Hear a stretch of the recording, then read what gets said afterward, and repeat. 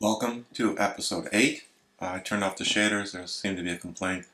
I'm not sure if the complaint was about not being able to see stuff, but I turned off the shaders.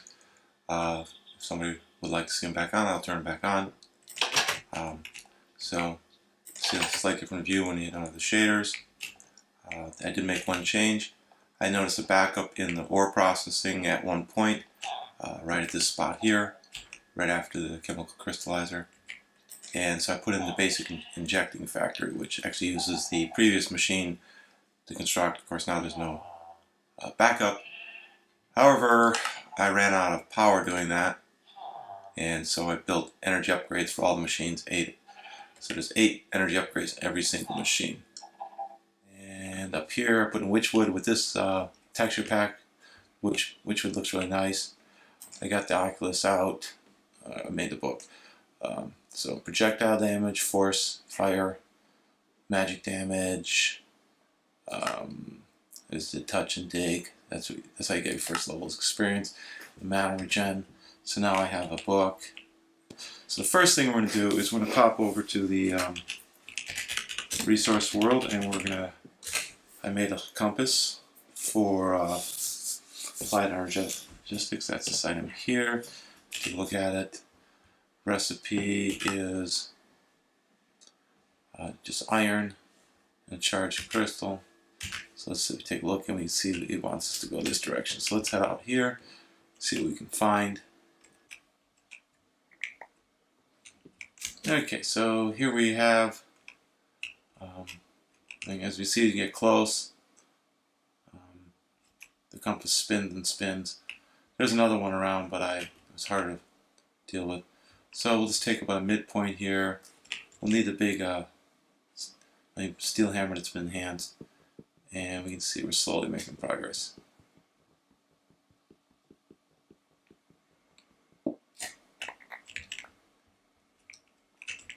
So now we did pick up something unusual. We picked up the inscriber logic press, so we need to do this several more times. Okay, we had an unusual event occur. We had a nice little electrum lumber axe, and it got the ability of auto smelt, which means it only produces charcoal. So we're going to make a new one. So what we're going to do is I'm going with steel. Steel is actually even better aluminite, and then I'm going with electrum. I'm very careful here. Let's see. We get the steel for the head and the handle. It's 1.3 for the handle. I don't happen to have slime at the moment. And with those two complete, this gives me good durability for head and high speed. Now to boost the speed further, we're doing electrum for 2 middle pieces. So go ahead and grab all these pieces and put them together and see how they turn out. Oops.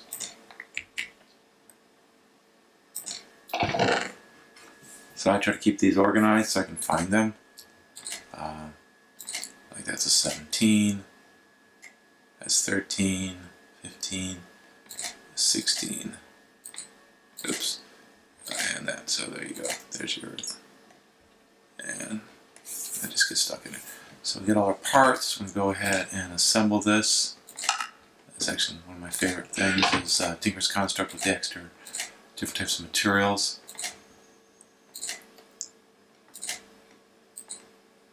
So now we have a really high durability, actually quite amazingly high, more than we'll ever need, and a pretty decent mining speed. I'd love to compare it against different constructions, but just want to get a move on it. So there, problem of course is that it is brand new. It has no add-ons we can do. If it gets auto smelt, we're sort of back to where we started again. But we'll see how that goes.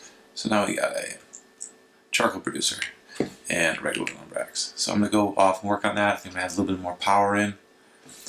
So I ran out of power again. I tried to speed things up.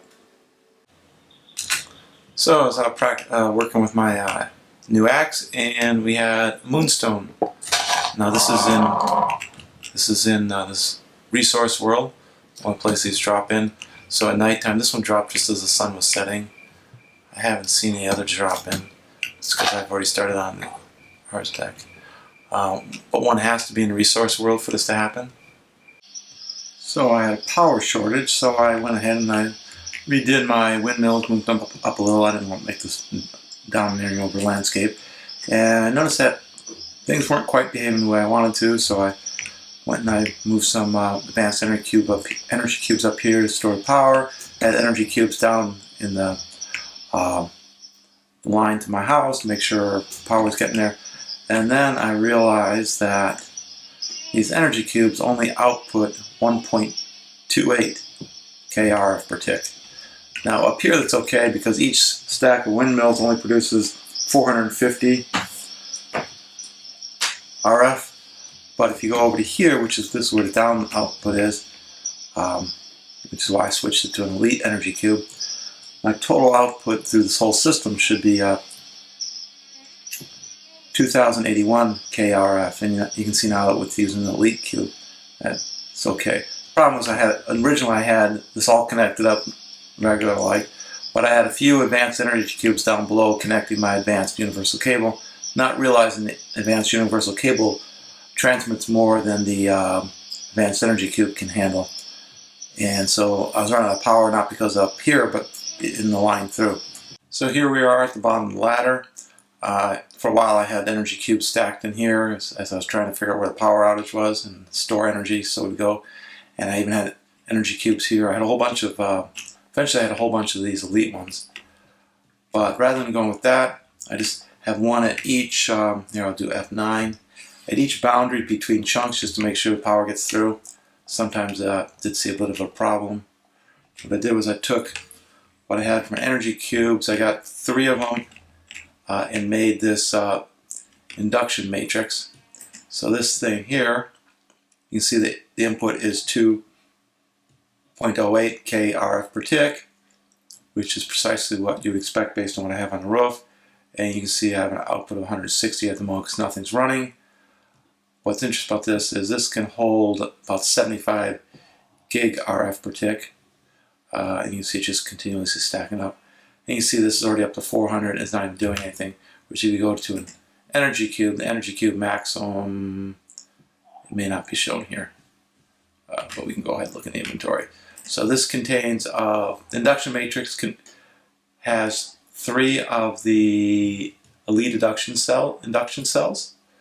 I'm using a basic induction provider in there, so there's 4 items inside. And then the rest, of course, is the induction casing, and I have the induction ports, which have to be configured using the configurator. You can see here we have a green for input, and then I had to change this one to red by shift right-clicking on this. Let's see, what else can we say about this that's helpful? So let's go ahead and look at what it took to make, I wanted to make the elite induction cells because I had already made the elite energy cubes.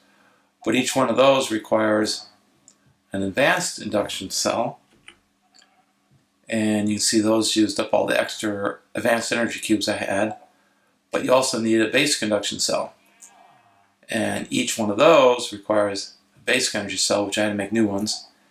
And you can see we're using a lot of energy tablets. So one elite induction cell requires 4 of these, so there's 4 energy cells, and then 4 of these, so that's another 4 times 4. That's 20 of these energy tablets, sorry. Plus you need lithium dust. So let's go look at my lithium dust production. I changed, because of the location of this, I didn't like the stairs here anymore, so I moved the stairs over to an area over here. You can now see that there is a second thermal evaporation tower side by side with this, powered the same way. But this one here is only, let's jump in here, this one here, but you gotta get the height right, the minimum. So I ended up making it 12. And you see the brine goes in, lithium comes out. So I'm running all my brine off the same line from this system here, which is actually has a height of 18.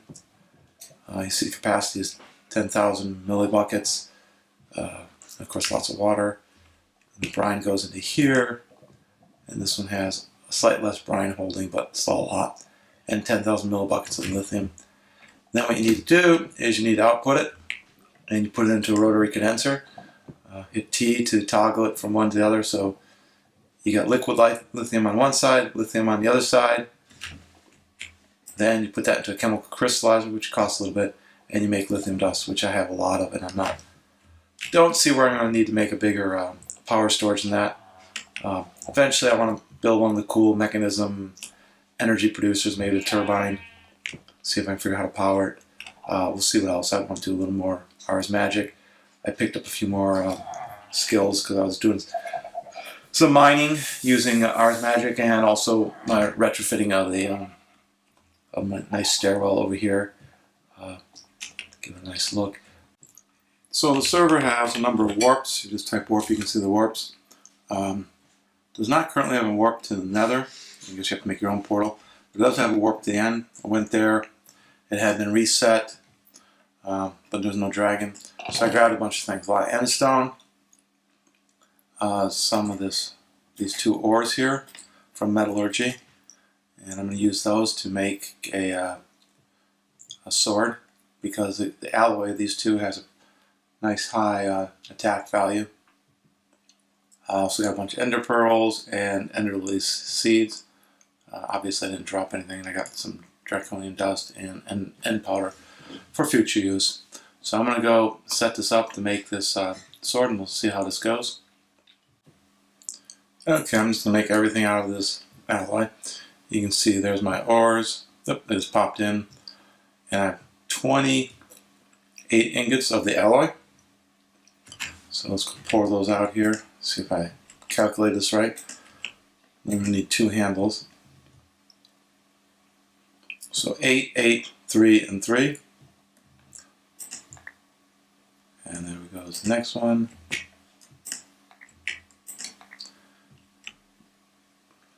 And I will clean up later.